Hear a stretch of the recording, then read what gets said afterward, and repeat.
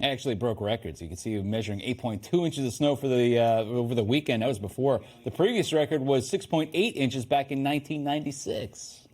So joining us from Minneapolis this morning is Fox Weather's Brandy Campbell. Brandy, good morning to you. We've been waiting to see what it looks like out there. It looks wet at this point. Yeah, that is the perfect way to describe it. I feel like we've been through a lot weather-wise in the past 24 hours. Tons of snow yesterday. You mentioned that record and the snowiest March day in 16 years here in the Twin Cities. But we can tell that we're on that rain-snow line. Right now, we're getting a very, very light rain, almost like a mist. But I'd say 15 minutes ago, we saw snow. So I had to call a meteorologist and say, hey, guys, what are we expecting right now? So very light rain, but behind us, you can see the aftermath of yesterday's snow. We're seeing huge snow piles like this because of all of the workers that have been working to clear this downtown area, these streets. It's a sloppy morning out here, guys. When you see the cars pass by you, you can hear that slush just getting moved around. And if you are outside, you got to be careful. I got some chunks of ice launched at me earlier this morning, just trying to get into the car from other cars that were driving past. So just pretty wet. Let's see if we can just kind of demonstrate a little bit for you guys. These cars are stopped. So, I mean, just looking down here, it's really wet, heavy snow that is still down here on the ground.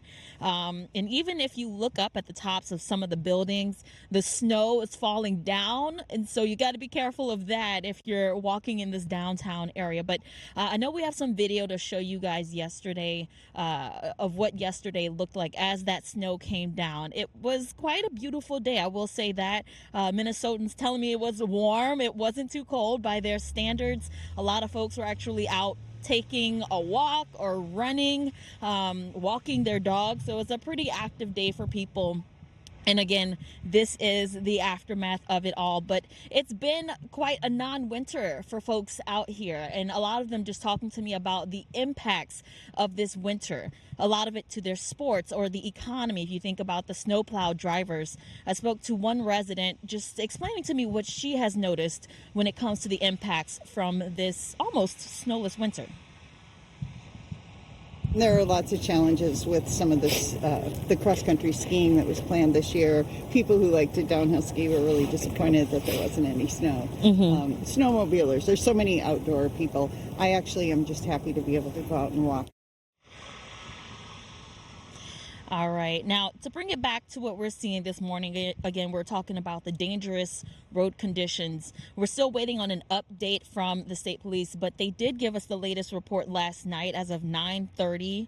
They said there were 328 crashes, 220 spinouts. There were 17 people injured, and there was one serious injury as well. So as soon as we get an updated number, as well as more drivers get on the road and the sun comes up, we're sure that number may increase as well. Guys? Yeah, Brandy, I'm just looking at you right there. You talked to a couple people. What is the pulse? Are they like, all right, listen, we're glad that winter's finally here? Or are they like, it's March, we didn't get a winter, let's just move on? You know, I've actually heard a little bit of both. Some people are excited because they didn't really see a ton of snow this year, so they're welcoming it. Meanwhile, some people said, you know what, it's pretty much felt like spring, and we might as well stay in that condition since we're actually... I think I would be on that what side. I figured. I'd be like, you know what, it hasn't happened, so why do we have to go there? Exactly. We've come to terms with it. We open up our golf courses in January. We can just say goodbye. I agree. That's great. Fox Weather's Brandy Campbell from Minneapolis. Thanks a lot, Brandy, and stay dry if you can.